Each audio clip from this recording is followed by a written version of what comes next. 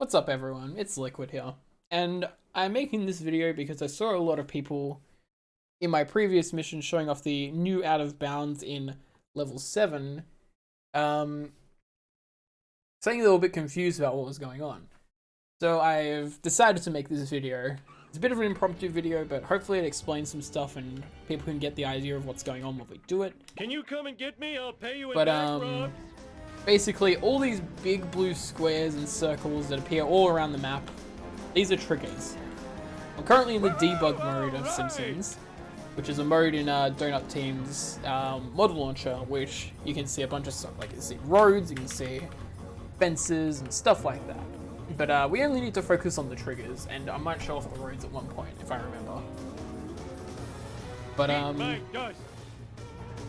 on our left here, there's a trigger here that loads the cemetery. We don't want to load the cemetery, so when we get to this tree, we're just going to reset our car. And as you see, the cemetery is not loaded. Fantastic, it's exactly what we needed.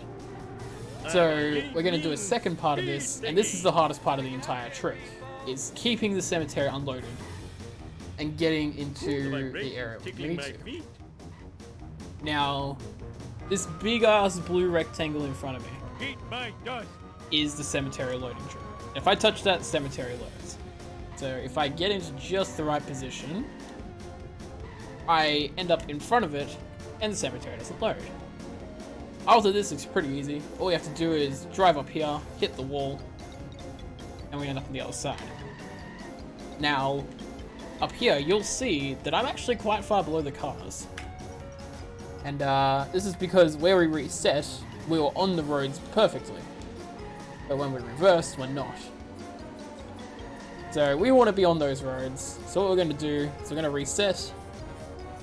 And we're on the roads now. And this makes the trick actually entirely possible. Because if you don't do that, it's literally impossible to... Well, it's not literally impossible, but there are some specifications I'm not going to go into. But it is now possible to make the jump across. So, with a particular spot and a proper lineup,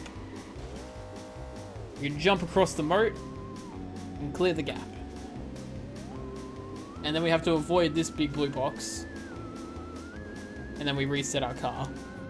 And this is important to avoid the big blue box, because if you go back there, it'll trigger loading all of this. We don't want to load all of this, because in the mission Alien Autopsy Part 2, we can perform this. And when you lose the alien car in like this middle section of the entire mission, the waste still spawns in here. So you can pick up the waste, drive here, and you can just drive in this direction all the way to the school, and it saves a lot of time. And as a bonus to this, what it does is it actually keeps the next area unloaded. Just call me and that's really important. Like in the next mission, the area remains unloaded. So we can spawn into the next mission and just drive all the way back. It saves even more time. So, this is a pretty big find. It's a really big find. It makes the game a lot easier to run. This trick is not difficult. It just looks kind of fancy. And it removes one of the worst tricks in the entire game. So, overall, this is a very, very big thing. Saves over a minute, or saves about a minute if you already do out of bounds in level 7-7. And it saves more if you don't do any out of bounds. So yeah, it's kind of crazy. But I'm really excited to do runs of this. If you guys are interested in watching me do runs, I stream every day on my Twitch account at twitch.tv/liquidwifi. You guys should go and follow me there.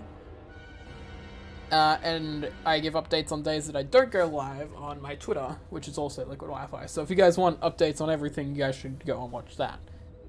But yeah, thank you all very much for watching. I hope to see you guys in the stream, and I hope this video was educational for you all. Have a good day.